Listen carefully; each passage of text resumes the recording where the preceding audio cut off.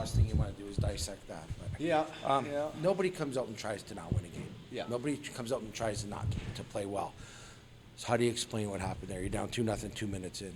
Yeah, we're defeated mentally before we even start the game. I mean, we miss an assignment, first shot on net, 8 seconds in, and, you got to play the next 59 minutes and 52 seconds trailing when, it's your battle hard enough for every inch, every chance of offense. I mean, since the trade deadline, and you look at the goals and the defense, we haven't been able to put 6 full D. I mean, you show up battered and bruised, and mentally, you're already defeated before the start of the game, and then you get scored on your first shot of the game, and from there everything goes wrong. You get scored on your second shot, and then it just your belief goes right out the window. So you spend the next 58 minutes in the game with no belief that you can crawl back, and that's a tough 60 minutes to be a part of.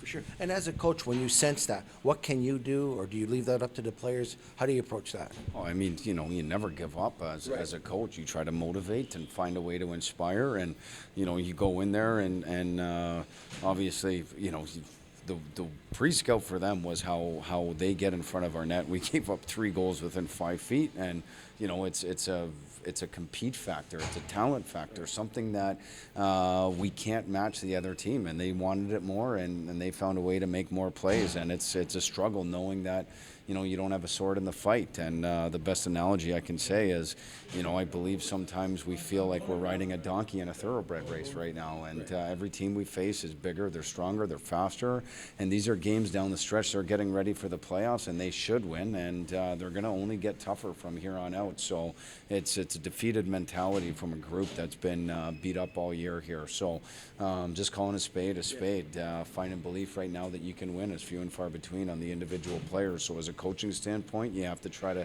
inspire and make them believe that they're good enough, and make them believe that they can play. But when you get scored on your first 2 shots 8 seconds in, and you're trailing 2-0 when you've been outscored by this team 18-1 over 6 periods, it's tough to fabricate that belief when you really have to believe it.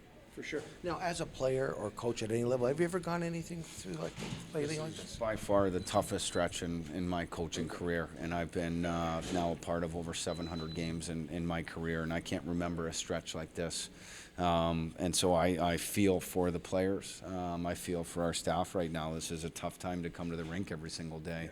As the season dwindles down, and feel like sometimes you don't have, like I said, a sword in the fight. So, but at the same time, you can't accept that. You can understand it as a coach, but you can't accept it. So you find a way to spend tomorrow finding a way to get to the drawing board on Monday, because we don't want to keep going where every home game is an embarrassment like that. And that's calling it what it was. It was an embarrassment tonight. Yeah. When teams are fragile, when players are fragile, is there a different way to approach it than because when you're winning, you can almost be harder on them, right? Because you want more. But how much can you ask of the team when it's going through something like this? Well, I mean, at this moment, you really want your younger guys to develop, and you want them to do it in a pressure-free environment. So if they make mistakes, you don't want them coming back to the bench afraid that they can't make the mistakes. This is the time now, rather when the season is on the line down in crunch time. So, I mean, when you look at our team right now, especially during the last 11 games, our young guys are going to get a ton of ice, and they're going to develop, and it's going to be tough because our younger guys are going up against playoff experienced teams that are ready to compete now. So we hope right now, as we deal with the rain, to get to the sunshine, we just got to find a way to not give up. And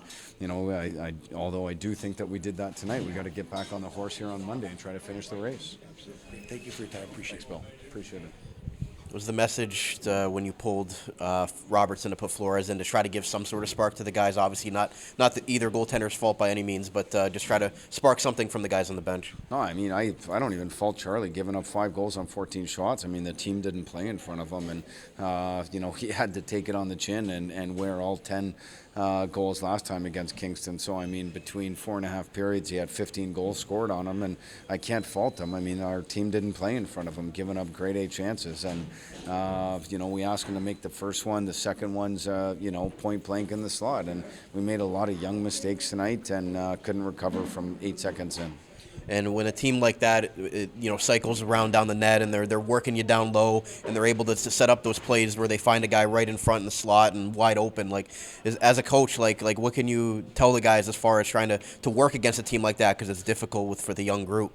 I think your biggest thing, you're trying to get the kids not to believe or not to give up. That's the biggest thing. But you call a spade a spade. I mean, the kids are smart out there. They know that we're outsized, we're outskilled, we're outmatched on a daily basis. And I don't think we have our players in a position to have success right now, and that's difficult. And so you want to protect them as a coach as much as possible, but at the same time too, I mean, you gotta realize where we're at. And right now we're an inferior team that's playing against teams that are ready to try to compete for a championship.